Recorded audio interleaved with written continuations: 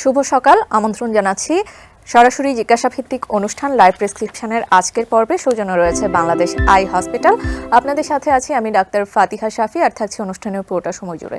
দর্শক, আজ আমরা আমাদের অনুষ্ঠানের বিষয়বস্তু চূড়ান্ত করেছি প্রিমেচিউর শিশুর রেটিনার সমস্যা। আর এই বিষয়ে কথা বলার জন্য আমাদের সাথে আছেন বিশেষজ্ঞ একজন চিকিৎসক। আমাদের সাথে আজ অতিথি হিসেবে আছেন ডাক্তার সোহেল মাহমুদ, রেটিনা আরোপি চক্ষুরোগ বিশেষজ্ঞ ও ফ্যাকো সার্জন, সহকারী অধ্যাপক সমরিতা হাসপাতাল ও মেডিকেল কলেজ ঢাকা, পরিচালক ও consultant Bangladesh eye hospital Mirpur Dhaka. Premature শিশুর রেটিনায় সমস্যা নিয়ে আপনার প্রশ্ন ও মতামত জানান 0241010469 এই নম্বরে। স্যার, আমন্ত্রণ আপনাকে আমাদের আজকের এই আয়োজনে। আসসালামু আলাইকুম। ওয়ালাইকুম আসসালাম। স্যার, আমরা আজকে প্রিম্যাচিউর শিশুদের চোখের সমস্যা নিয়ে কথা বলতে যাচ্ছি। আমরা যেটি জানি যে রেটিনোপ্যাথি অফ প্রিম্যাচিউরিটি, যেটিকে আমরা আরোপি বলে থাকি, সেটি আসলে কি, সেটি সম্পর্কে আসলে অনেক দর্শকেরই ধারণা নেই। বিশেষজ্ঞ চিকিৎসক হিসেবে যদি আপনি তাদেরকে কিছু ধারণা দিতেন। আসলে এখনকার সময়ে এটা একটা বার্নিং প্রবলেম হচ্ছে, বিশেষ করে বাচ্চাদের ভিতরে। কারণ এখন আমরা দেখতে পাচ্ছি যে আমাদের প্রিম্যাচিউর বাচ্চাদের সংখ্যা কিন্তু আগের থেকে এখন একটু বেড়ে গেছে। প্রায় আমাদের দেশে প্রায় 37 লক্ষ শিশু জন্ম নেয় প্রতি বছর। এর মধ্যে প্রায় 4 লাখ কিন্তু প্রিম্যাচিউর বেবি, বা আমরা অপরিপক্ক বলি, বা বলতে পারি যে মায়ের গর্ভে যে সময়টা থাকা উচিত তার আগেই যদি তার ডেলিভারি হয়ে যায়। ঠিক আছে, তো এই ক্ষেত্রে যেটা হয় যে আমাদের নিউন্যাটাল ফ্যাসিলিটিগুলো বাড়ছে, আমাদের হাসপাতালের যে কোয়ালিটি সেগুলো তো ইনক্রিজ করছে। ফলে দেখা যাচ্ছে যে আমাদের প্রিম্যাচুর বেবি আগে হতো কি, দেখা যায় তাদের ক্ষেত্রে জীবনের সংশয় থাকতো, তারা হয়তো অনেক ক্ষেত্রে মারাই যেত। কিন্তু এখন যেহেতু ফ্যাসিলিটি বাড়ার কারণে কিন্তু আমরা তাদেরকে সার্ভাইভ করতে পারছি। ফলে দেখা যাচ্ছে এখন নতুন নতুন কিন্তু কিছু প্রবলেম রাইজ করতেছে, যেটাকে আমরা চোখের ক্ষেত্রে বলতে পারি যে রেটিনোপ্যাথি অফ প্রিম্যাচুরিটি বা অপরিপক্ক নবজাতকের রেটিনার সমস্যা। এক্ষেত্রে যেটা হয় যে বাচ্চারা যখন জন্ম নেয় তখন কিন্তু রেটিনাটা সম্পূর্ণভাবে বিকশিত হয় না। একটা সেগমেন্ট থাকে, পেরিফেরির একটা সেগমেন্ট বলি, রেটিনার একটা অংশ, যেটা কিন্তু জন্মের পরেও ডেভেলপমেন্ট হয়। রক্তনালী একটা সার্টেন জায়গা পর্যন্ত তৈরি হয়, পরে পেরিফেরির পোর্শনটা ফাঁকা থাকে। এটা জন্মের কিছুদিন 1 মাস পরে এসে এটা পরিপূর্ণভাবে ডেভেলপ হয়। তো যে রেটিনোপ্যাথি প্রিম্যাচুরিটিটা হচ্ছে যে এই রেটিনার যে রক্তনালীর যে অংশটা তৈরি হয়নি, এই অংশটা তৈরি হতে যে কিছু অ্যাবনর্মাল ঘটনা ঘটে চোখের ভিতরে বা রেটিনায়, তখন এটাকে আমরা ওই যে রেটিনোপ্যাথি অফ প্রিম্যাচুরিটি বা অপরিপক্ক বাচ্চার যে নবজাতকের রেটিনা সমস্যা, তখন এটাকে বলি আমরা। আচ্ছা, তো এই ক্ষেত্রে আসলে অনেক বাবা মাই কিন্তু আসলে বুঝতে পারে না যে তার বাচ্চা আরোপিতে আক্রান্ত হয়েছে। তো সেক্ষেত্রে কি কোনো লক্ষণ বা উপসর্গ আছে কিনা? বাচ্চারাও খুব ছোট থাকে, তারাও হয়তো বা সেভাবে প্রকাশ করতে পারেন না, কিভাবে বুঝবে আসলে তারা? না, এটা আসলে এটা ডিফিকাল্ট বিষয়। কারণ যেহেতু এটা নবজাতকের সমস্যা, ওরা তো কোনো এক্সপ্রেশন দিতে পারবে না। বা তো এক্ষেত্রে যেটা হচ্ছে আমাদের গার্জিয়ানদের খুব কেয়ারফুল থাকতে হবে, বা আমাদের সমাজকে, আমাদের যারা ডাক্তাররা আছে তাদেরকে খুব কেয়ারফুল থাকতে হবে। এক্ষেত্রে যেটা আসলে যেরকম লক্ষণ আগে থেকে বোঝা সম্ভব না, একেবারে লেট স্টেজে যে কিছু লক্ষণ তৈরি হয়, কিন্তু শুরুর ক্ষেত্রে যেটা হচ্ছে, যদি আমরা একেবারে কোনো স্পেসিফিক লক্ষণ এভাবে প্রকাশ পাবে না, কিন্তু আপনার যদি রিস্ক ফ্যাক্টরগুলো আমাদের জানা থাকে, সেই রিস্ক ফ্যাক্টরগুলো থাকলে আমাদের কাছে ওই চক্ষু বিশেষজ্ঞ বা রেটিনা বিশেষজ্ঞ, বিশেষ করে যারা আরোপিতে ট্রেনিং প্রাপ্ত, তাদের কাছে নিয়ে আসতে হবে এবং ওইটা ইভ্যালুয়েশন করতে হবে। ইভ্যালুয়েশন করলে আমরা বুঝতে পাবো যে তার আরোপির সমস্যা আছে কিনা। কিন্তু হ্যাঁ, যদি লেট স্টেজে হয় তখন দেখা যায় যে চোখের ভিতরে আমরা বলি হোয়াইট পিপলের রিফ্লেক্স, মানে চোখের মনির ভিতরে একটা সাদা রিফ্লেক্স আসতে পারে, মানে সাদা দেখতে পারেন আপনি, মনির ভিতরে সাদা দেখা যাচ্ছে, চোখ বাঁকা হয়ে যাচ্ছে, বা বাচ্চার চোখের দৃষ্টিশক্তি কম। এগুলো যদি পরিলক্ষিত হয় তাহলে আমাদের ওই চক্ষু বিশেষজ্ঞের কাছে আসতে হবে। আচ্ছা, কিছু রিস্ক ফ্যাক্টরস এর কথা আপনি ইতোমধ্যে বলেছেন, সেই রিস্ক ফ্যাক্টরস গুলো আসলে কি কি হয়ে থাকে?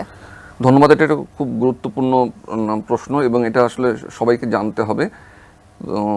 রিস্ক ফ্যাক্টরগুলো যে একটা হচ্ছে, দুইটা রিস্ক ফ্যাক্টর তো আমরা আলোচনার মাধ্যমে জানলাম। যে একটা হচ্ছে যে যদি অপরিপক্ক থাকে, মানে মায়ের গর্ভে যতদিন থাকা দরকার তার আগেই তার ডেলিভারি হয়ে যাচ্ছে, তো এক্ষেত্রে এটা হচ্ছে একটা প্রিম্যাচিউর বেবি। তো এই প্রিম্যাচিউরিটি একটা লক্ষণ, এরপর মানে রিস্ক ফ্যাক্টর। এরপরে যেটা হচ্ছে যে তার বার্থ ওয়েট যদি থাকে, লো বার্থ ওয়েট বেবি যাদের বলি আমরা, সাধারণত এটা মানে আমরা অপরিপক্ক যাদের বলি, যাদের হচ্ছে 37 সপ্তাহ আগে মায়ের গর্ভে 37 সপ্তাহ হওয়ার আগে যদি ডেলিভারি হয়ে যায় তাদেরকে আমরা অপরিপক্ক বা প্রিমেচিউর বলি। আর লো বার্থ ওয়েটের ক্ষেত্রে বলি যদি বাচ্চার বয়স 2.5 কেজি বা 2500 গ্রামের কম হয় তখন তাকে আমরা লো বার্থ ওয়েট বেবি বলি। আর এছাড়া আদার রিস্ক ফ্যাক্টরের মধ্যে এটা খুব গুরুত্বপূর্ণ রিস্ক ফ্যাক্টর হচ্ছে অক্সিজেন দেওয়া। বাচ্চাদের আমরা প্রিমেচিউর বাচ্চাদের অনেক সময় সার্ভাইভ করানোর জন্য অক্সিজেন দিতে হয়। তো এই অক্সিজেন দেওয়ার যদি হিস্ট্রি থাকে এদের খুব বেশি সম্ভাবনা থাকে একটা আরপির হওয়ার। এছাড়া যদি তার ব্লাড ট্রান্সফিউশন হিস্ট্রি থাকে, অ্যানিমিয়ার হিস্ট্রি থাকে, জন্ডিসের হিস্ট্রি থাকে, সেপসিস মানে তার কোনো একটা ইনফেকশন হয়েছিল বা তার রেসপিরেটরি ডিস্ট্রেস বা শ্বাসকষ্ট হয়েছিল, তখন এই বাচ্চাগুলো কিন্তু রিস্ক ফ্যাক্টরে আসছে বাচ্চাগুলোর, অবশ্যই এটা একজন আরপি বিশেষজ্ঞকে দেখাই নিতে হবে। জি, এই বিষয়গুলো নিয়ে আসলে অনেক কিছু আসলে জানার আছে এবং আমাদের দর্শকরাও জানতে চাচ্ছেন, যেমনটি জানতে চাচ্ছেন আমাদের একজন দর্শক, তিনি আমাদের ফোনে অপেক্ষা করছেন। আমরা ফোনটি নিয়ে নিচ্ছি। দর্শক আসসালামু আলাইকুম, আপনার নাম বলে সরাসরি প্রশ্নটি করুন। ওয়ালাইকুম আসসালাম, আমি ফারজানা বলছিলাম। জি। আমি জানতে চাচ্ছিলাম যে গর্ভবতী অবস্থায় একজন বাচ্চার রেটিনার যাতে কোনো সমস্যা বা মানে প্রবলেম না হয় সেক্ষেত্রে সতর্কতামূলক কি ধরনের ব্যবস্থা নিয়ে রাখা ভালো বা কি ধরনের সতর্কতামূলক ব্যাপার দৃষ্টি জি, দর্শক ধন্যবাদ, স্যার উত্তর দিচ্ছেন, সাথে থাকুন। ধন্যবাদ দর্শককে সুন্দর একটা প্রশ্ন করার জন্য। আসলে আমাদের দেশে যেটা সবচেয়ে বেশি অবহেলিত হয় সেটা হচ্ছে গর্ভাবস্থা মায়েরা খুব অবহেলিত হয়। তো এখানে আসলে বেসিক একটা সুস্থ বাচ্চা জন্মদানের জন্য কিন্তু সবচেয়ে বেশি যার যত্ন নিতে হবে সেটা হচ্ছে গর্ভবতী মা। তো তার যত্ন নিলেই সে যদি সুস্থভাবে একটা বাচ্চা ডেলিভারি দেয় তাহলে তার বাচ্চার ওজন ভালো থাকবে, বাচ্চা সঠিক সময়ে হবে, ফলে এই সঠিক সময়ে যে বাচ্চা হবে তার রেটিনার সমস্যা হওয়ার সম্ভাবনাও কমবে। তো রেটিনার সমস্যার জন্য আলাদা কিছু করতে হবে না, জাস্ট একটা গর্ভবতী মায়ের যেভাবে আমাদের পরিপূর্ণভাবে যত্ন দরকার সেটা যদি আমরা যত্ন ঠিকমতো নিতে পারি একটা সুস্থ বাচ্চা হবে এবং তার আশা করি রেটিনার সমস্যা থাকবে না। আচ্ছা, তো এই যে আরোপির যে ঝুঁকিটা সেটা আসলে শুধু প্রিম্যাচিউর বাচ্চাদের ক্ষেত্রেই কেন হয়ে থাকে সে বিষয়ে জানবো। এখানে একটা গুরুত্বপূর্ণ ইস্যু যেটা বললাম যে হচ্ছে প্রিম্যাচিউর বাচ্চাদের ক্ষেত্রে যেটা হয় যে তাদের ক্ষেত্রে যাদের লো বার্থ ওয়েট প্রিম্যাচিউর এদের ওই চোখের যে রেটিনা যেটা এটা জন্মের সময় যতখানি বিকশিত হওয়ার থাকার কথা ওই বিকশিত হওয়া অবস্থায় থাকে না, ফলে তাদের মধ্যে বেশি চান্স থাকে যে অ্যাবনর্মাল রেটিনার যে ঘটনাগুলো আমরা বলি যে এখানে একটা দাগের সৃষ্টি হয়, কখনো ভেসেলগুলো ডাইলেটেড টর্সাস থাকে, আবার এখানে রিজ হয়, আরডি হয়, অনেকগুলো চেঞ্জ হয়। তো যেগুলো যেসব বাচ্চাদের রেটিনা যত বেশি কম বিকশিত অবস্থায় জন্ম নিচ্ছে তাদের তত বেশি সমস্যা থাকে। এই কিন্তু একটা পরিপূর্ণ বাচ্চার হয় কি রেটিনা বিকশিত ভালো থাকে, ফলে তার রেটিনার এই আরোপি হওয়ার চান্সটা কম থাকে। কিন্তু একটা অপরিপক্ক এবং লো বার্থ ওয়েট বেবির ক্ষেত্রে এই জন্য এই বিকশিত রেটিনাটার পরিমাণ কম থাকে, ফলে সমস্যা হওয়ার সম্ভাবনা বেশি থাকে। আচ্ছা, ঠিক কবে থেকে আসলে যারা প্রিম্যাচিউর বেবি আছে তাদের পরীক্ষা নিরীক্ষার আওতায় যাওয়া উচিত? এটা একটা খুবই গুরুত্বপূর্ণ প্রশ্ন, যে এটা হচ্ছে আমাদের যারা আমরা এই নবজাতক শিশু নিয়ে ডিল করি, বিশেষ করে গার্জিয়ান থেকে শুরু করে গাইনোকোলজিস্ট, পেডিটিশিয়ান, আমরা চোখের যারা আছি সবাইকে এটা খুব জানা দরকার যে আসলে কখন আমি বাচ্চাটাকে দেখাবো। আর এখানে এটার গুরুত্বটা আমি আরেকটু স্পষ্ট করে বলতে চাই যে এটা কিন্তু একটা সার্টেন সময় শুরু হয়। আমরা যদি তার আগেই ডিসিশন নিয়ে ফেলতে পারি, চিকিৎসা দিতে পারি, তাহলে কিন্তু সেই বাচ্চাটা সারা জীবন সে ভালো দেখবে। আর যদি সার্টেন সময় পার হয়ে যায়, আমি যদি চিকিৎসা দিয়েও কিন্তু আর কোনো লাভ হবে না, ফলে এই সময়টা অত্যন্ত গুরুত্বপূর্ণ। তো আমি যেটা বললাম যে রিস্ক ফ্যাক্টর যেসব বেবিদের আছে তাদেরকে আমরা এখানে দুইটা আমাদের হচ্ছে যে ন্যাশনাল গাইডলাইন আছে, এখানে দুইটা স্ক্রিনিংয়ের সময় বলা আছে। আমরা এই সময়টাকে বলি স্ক্রিনিং পিরিয়ড, যে স্ক্রিনিংয়ের মানে রোগ হওয়ার পূর্বেই যাতে আমি বুঝতে পারি যে এই বাচ্চাটা এই রোগে আক্রান্ত হওয়ার একটা সম্ভাবনা আছে, এটাকে আমরা স্ক্রিনিং বলি। তো এই ক্ষেত্রে দুইটা গাইডলাইন আছে। আমরা যেটা যদি বাচ্চা খুব বেশি প্রিম্যাচিউর হয়, যেমন বলি যে বাচ্চা যদি একেবারে 30 সপ্তাহের কম হয়, জেস্টেশনাল এজ বা মায়ের গর্ভে থাকার সময়টা 30 সপ্তাহের কম হয়, বাচ্চা যদি খুব বেশি প্রিম্যাচিউর হয় মানে 1.5 কেজি বলি আমরা, যেটা হচ্ছে যে 1500 গ্রাম, এর চেয়ে নিচে যদি হয় তাহলে 20 দিনের ভিতরে, জন্মের 20 দিনের ভিতরেই আমাকে স্ক্রিনিং করাই নিতে হবে, চেক করাই নিতে হবে একজন আরপি বিশেষজ্ঞের মাধ্যমে যে তার আরপি সমস্যা আছে কিনা। তাছাড়া যদি একটু ওজন ভালো থাকে সেক্ষেত্রে আমরা যেটা বলি যে আমাদের ক্রাইটেরিয়া অনুযায়ী যে যদি বাচ্চার ওজন 2 কেজির কম থাকে বা জেস্টেশনাল এজ যেটা আমরা বলি 35 সপ্তাহ কম হয়, তাহলে সেক্ষেত্রে আমরা 30 দিনের ভিতরে এটাকে চেক করে নিতে হবে। এবং এই সময়টা এতটাই গুরুত্বপূর্ণ, এই সময় চেক করে আমাদের ডিসিশন নিয়ে ফেলতে হয়। আরপি বিশেষজ্ঞ যারা আমরা তারা জানি যে এই সময় তার কি কি লাগবে, সেটা যদি আমরা ঠিকমতো পেশেন্টকে দিতে পারি তাহলে তার সামনের যে জীবনটা, তার চোখের যে দৃষ্টিশক্তি, এটা আমরা খুব ভালোভাবে সেভ করতে পারি। আচ্ছা, ধন্যবাদ আপনাকে। আমরা এই বিষয়গুলো নিয়ে আপনার কাছে আরো অনেক কিছু জানতে চাইবো। দর্শক, সময় হয়ে গেল লাইভ প্রেসক্রিপশন থেকে ছোট্ট একটি বিজ্ঞাপন বিরতির। কোথাও যাবেন না, আমাদের সাথেই থাকুন।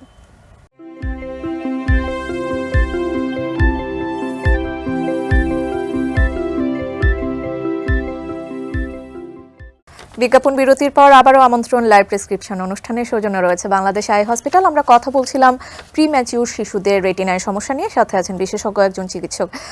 স্যার, আমাদের সোশ্যাল মিডিয়াতে অনেক রকমের প্রশ্ন এসে থাকে, দর্শকরা অনেক কিছু জানতে চান। তেমনই একটি প্রশ্ন করেছেন হাবিবা খাতুন মিরপুর থেকে। তিনি জানতে চেয়েছেন, আমার বাচ্চার বয়স আজ 31 দিন, জন্মের সময় ওজন কম ছিল এবং এনআইসিউতে 5 দিন ভর্তি ছিল। ছুটির সময় আরোপির ডেট দিয়েছিল।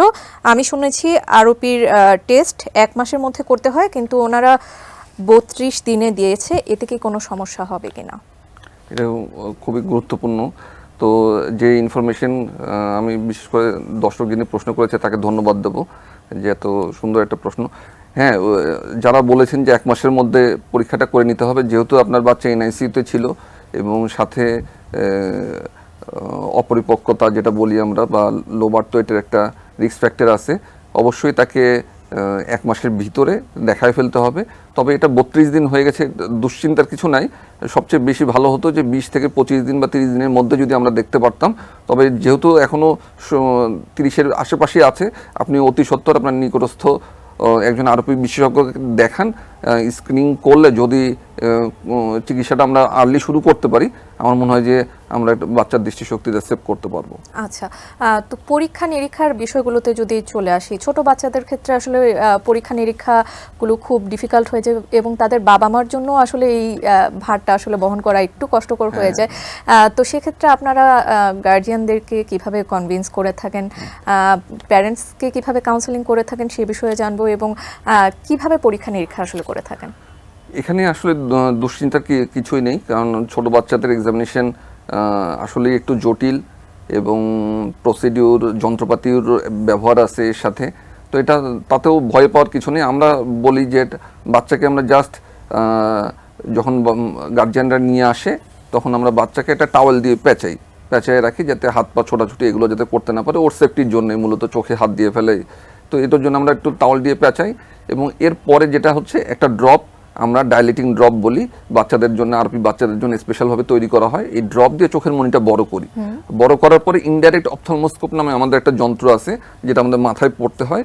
এই ইনডাইরেক্ট অপথলমোস্কোপ দিয়ে 20 ডায়াপ্টার একটা লেন্সের মাধ্যমে আমরা চোখের ভিতরে রেটিনাটা ফোকাস করি, এরপর চোখের রেটিনাটা দেখি। তার আগে আমরা যদি পালপেট করতে হয়, মানে চোখে যদি কোনো প্রেশার ক্রিয়েট করতে হয় দেখার জন্য, মানে হোল্ড করার জন্য, সেখানেও আমরা একটা অ্যানেস্থেটিক ড্রপ দিয়ে কিছুটা অবশ করে নিয়ে তারপর কাজগুলো করি। ফলে এখানে আসলে ভয়ের কিছু নেই, এটা খুবই সামান্য, এতে বাচ্চার খুব একটা কষ্ট হয় না, একটু কান্নাকাটি করতে পারে, কিন্তু এটা নিয়ে দুশ্চিন্তার কিছু নেই। জাস্ট আমরা চোখটার ভিতরটা দেখব, দেখার কন্ডিশন দেখে তারপর আমরা সেই অনুযায়ী ডিসিশন নেব যে আসলে বাচ্চার জন্য কি লাগবে। আচ্ছা, চিকিৎসা পদ্ধতিটি আসলে কেমন হয়ে থাকে? চিকিৎসা পদ্ধতির ক্ষেত্রে আসলে একটু জটিলতা আছে।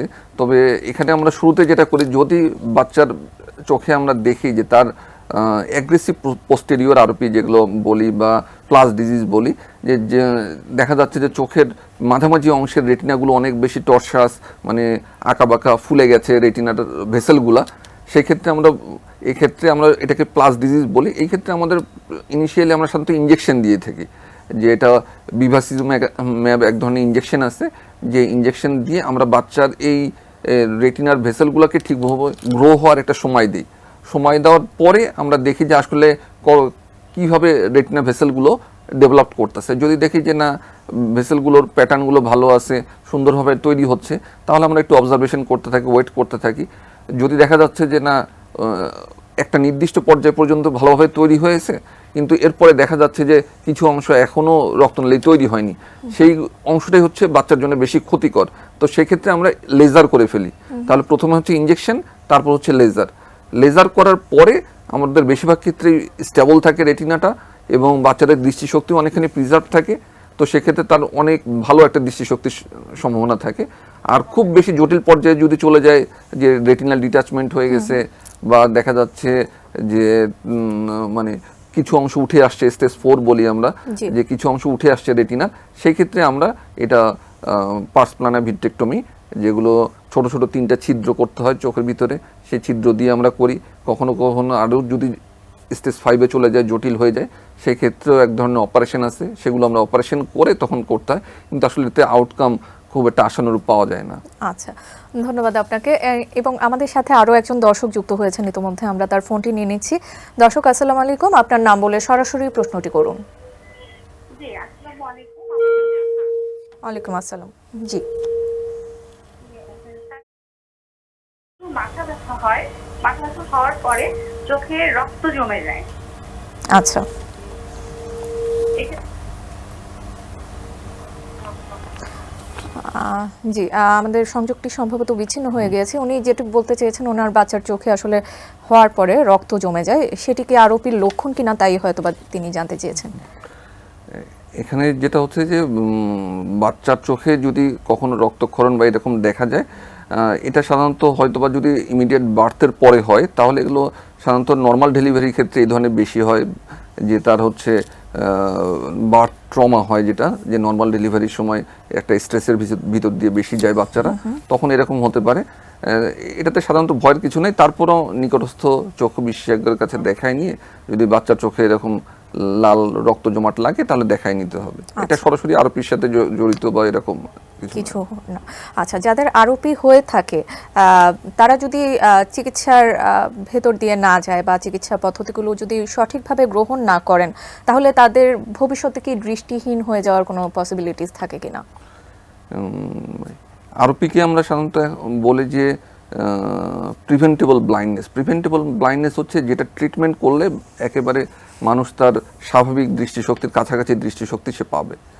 আর এই আরোপির ক্ষেত্রে এটা আমাদের প্রিভেন্টেবল, যে একটা নির্দিষ্ট সময়ের ভিতরে যদি আমরা চিকিৎসাটা শুরু করি তাহলে কিন্তু সে তার দৃষ্টিশক্তি অনেক ভালো থাকবে, একটা বাচ্চা তার স্বাভাবিক জীবনযাপন বা লাইফ লিড করতে পারবে।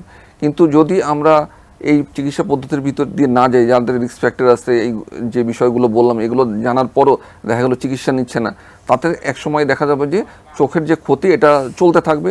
তখন দেখা যায় যে রেট্রোলেন্টাল আরডি বলি বা আরও অ্যাসোসিয়েটেড যে প্রবলেম এগুলো হবে, এগুলোর কারণে দেখা যাবে তার দৃষ্টিশক্তি একেবারে কমে যাবে, এবং এতটাই কমে যাবে যে সে তার স্বাভাবিক জীবনটা হয়তো বা করতে পারে না। এটা শুধু দৃষ্টিশক্তির ব্যাপার না, কিন্তু দৃষ্টিশক্তি যদি কমে যায় তার ব্রেন ডেভেলপমেন্টের যে ক্যাপাসিটি, তারপর কগনিটিভ যে আলাদা ক্যাপাসিটিগুলো এগুলো কমে যাবে, তার কথা বলার যে স্বাভাবিকতা নষ্ট হবে, তার ক্যারেক্টারের যে স্বাভাবিকতা এগুলো নষ্ট হবে, তো অনেক জটিল বিষয়ের দিকে চলে যায়। এই জন্য এটা ওই চিকিৎসার শুরু করতে হবে, যদি রিস্ক ফ্যাক্টর থাকে শুরু করতে হবে, এবং এই প্রসেসের ভিতর দিয়ে একটু কষ্ট করে হলেও যেতে হবে। আর তাছাড়া আবার চিকিৎসা নেওয়ার পরও কিছু কিন্তু চোখের ভিতরে কিছু পরিবর্তন ঘটে বাচ্চাদের, যেমন তাদের হচ্ছে মায়োপিয়া হতে পারে, মানে হচ্ছে তাদের চশমা পড়তে হতে পারে, যে রিফ্র্যাক্টিভ ইরোড যেটা এটা তৈরি হতে পারে। তো এই ক্ষেত্রেও যারা চিকিৎসা নিয়েছে তাদেরকেও একটা ফলো আপের ভিতরে থাকতে হবে, যে তাদের চশমা লাগতেছে কি না, প্রয়োজন হলে ভিশন থেরাপি লাগবে কিনা, মানে চোখের যে স্টিমুলাস যেটা এই ভিশন থেরাপি এগুলো যদি লাগে, এগুলো আমাদের ব্যবস্থা আছে, আমাদের দেশেই আছে। এখন আমাদের দেশে এগুলো সবগুলোর ব্যবস্থা আছে। আমরা যেমন অপারেশন করতেছি, আরপি সার্জারি করতেছি এবং অন্যান্য ট্রিটমেন্ট দিচ্ছি। তো অনেক ঢাকার ভিতরে অনেক সেন্টারে এই সার্ভিসগুলো অ্যাভেলেবেল আছে। তো এই জন্য আমি বলবো যে অবশ্যই চিকিৎসা নিন, এবং এই চিকিৎসা নেওয়া আর না নেওয়ার মধ্যে কিন্তু অনেক পার্থক্য। হয়তো এই পার্থক্য শিশুর জীবনে অনেক মারাত্মক প্রভাব রাখবে। যদি একটা শিশু চিকিৎসা নেয় ভালো দেখছে, আর চিকিৎসা না নিলে তার কনসিকুয়েন্সগুলো খারাপ হবে। হয়তো আমার মনে হচ্ছে এটা চিকিৎসা নিতেই হবে, এর বিকল্প নাই। আচ্ছা, চিকিৎসা নেওয়ার আসলে কোনো বিকল্প নেই। আমরা অনুষ্ঠানের একেবারে শেষ পর্যায়ে চলে এসেছি। একদম একটি সংক্ষেপে একটি প্রশ্ন রাখতে চাচ্ছি। অনেক দর্শকরাই আসলে এই বিষয়ে জানতে চান যে এই যে আরোপি হচ্ছে বাচ্চাদের, এবং তার আসলে ব্যয় কতটা, বা সাধারণ জনগণ সেই ব্যয় বহন করার সক্ষমতা রাখেন কিনা? এখানে হচ্ছে আমি যেটা বলবো যে প্রাথমিক যে স্ক্রিনিংগুলো এগুলো আমি যখন ইন্ডিয়ার এলভিপিআই থেকে হায়দ্রাবাদ থেকে ট্রেনিং নিয়ে আসছি, তো এগুলোর জন্য কিন্তু মানে এই প্রাথমিক সার্ভিসটা দেওয়ার জন্য কিন্তু খুব বেশি কস্ট লাগে না, শুধু কিছু মেশিন আর আমাদের সদিচ্ছা যারা। তো যদি পেশেন্টের সচেতনতাটা এখানে গুরুত্বপূর্ণ, যে যদি বাবা মা জানে, আমাদের অ্যাসোসিয়েটেড যারা স্টেক হোল্ডার আছে তারা জানে, আমরা ডাক্তাররা যদি জানি, সঠিক সময় পাঠাতে পারি, তাহলে কিন্তু চিকিৎসা ব্যয় অনেক কমে যাবে, অনেক কমে যাবে। এটা খুব বেশি হলে ইঞ্জেকশন লেজার লাগতেছে, এটাও মানে উইদিন একটা করা যায় যে এর মধ্যে কস্টটা খুব বেশি হবে না, আচ্ছা। মোটামুটি একটা কস্টের মধ্যে আপনি বাচ্চার দৃষ্টিশক্তি সেভ করতে। কিন্তু যদি এটা অপারেশনের দিকে যায় তাহলে অপারেশনের যেমন সফিস্টিকেটেড, যন্ত্রপাতিও সফিস্টিকেটেড, ফলে বাচ্চাকে অজ্ঞান করে করতে হবে, এসব মিলে একটু খরচ বাড়তে পারে, খরচটা বেড়ে যেতে পারে। আর সেই জন্য আর্লি ডায়াগনোসিস আসলে সব রোগের ক্ষেত্রে অনেক হ্যাঁ, ইম্পর্টেন্ট খরচটা ভূমিকা অনেকখানি কমায় দিবে। অনেকখানি কমিয়ে দিতে সাহায্য করে। অনেক ধন্যবাদ আপনাকে আপনার অত্যন্ত সুন্দর উপস্থাপনার জন্য। আসলে এই বিষয়গুলো নিয়ে আরো অনেক কিছু জানার ছিল, আজ সময়ের স্বল্পতার জন্য আর সম্ভব হয়নি, আমরা পরবর্তীতে আবারও চেষ্টা করব। ধন্যবাদ আপনাকে। ধন্যবাদ দর্শক, এই ছিল আজকের আয়োজন। আমি জানি এই অনুষ্ঠানের মাধ্যমে প্রিম্যাচিউর শিশুদের রেটিনায় সমস্যা এবং তা কিভাবে প্রতিহত করা যায় তা সম্পর্কে আপনারা বিস্তারিত জানতে পেরেছেন। আর আপনারা জানতে পারলেই আমরা অনুষ্ঠানের যথার্থতা খুঁজে পাবো। পরবর্তী পর্ব দেখার আমন্ত্রণ জানিয়ে আজকের মতো এখানেই শেষ করছি। সবাই ভালো থাকবেন, সুস্থ থাকবেন আর এটিএন নিউজের সাথেই থাকবেন। Supported by Bangladesh eye hospital.